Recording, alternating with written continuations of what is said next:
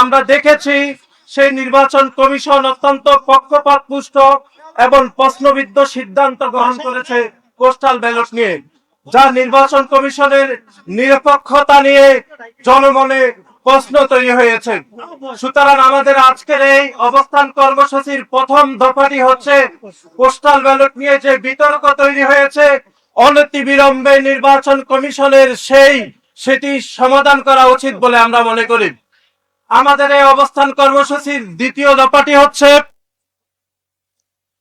বিশেষ একটি রাজনৈতিক গোষ্ঠীর চাপের মুখে দায়িত্বশীল এবং যৌক্তিক সিদ্ধান্তের পরিবর্তে নির্বাচন কমিশন হঠকারী এবং অদূরদর্শী সিদ্ধান্ত গ্রহণ করেছে, যা স্বাধীন নির্বাচন কমিশনের পেশাদারিত্বকে চরমভাবে প্রশ্নবিদ্ধ করেছে।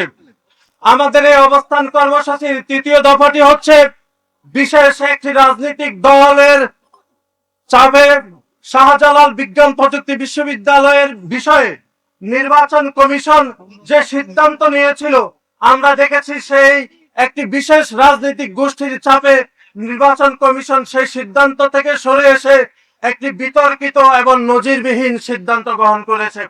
এই তিনটি বিষয়ের উপর বাংলাদেশ জাতীয়তাবাদী ছাত্র দল আজকে শান্তিপূর্ণভাবে অবস্থান কর্মসূচি গ্রহণ করবে।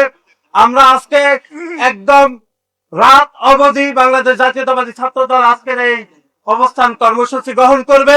বাংলাদেশ জাতীয়তাবাদী ছাত্র দলের নেতাকর্মীরা শান্তিপূর্ণভাবে এই অবস্থান কর্মসূচি পালন করার জন্য আমি বাংলাদেশ জাতীয়তাবাদী ছাত্র দলের পক্ষ থেকে সবাইকে অগ্রিম কৃতজ্ঞতা এবং ধন্যবাদ জানাচ্ছি।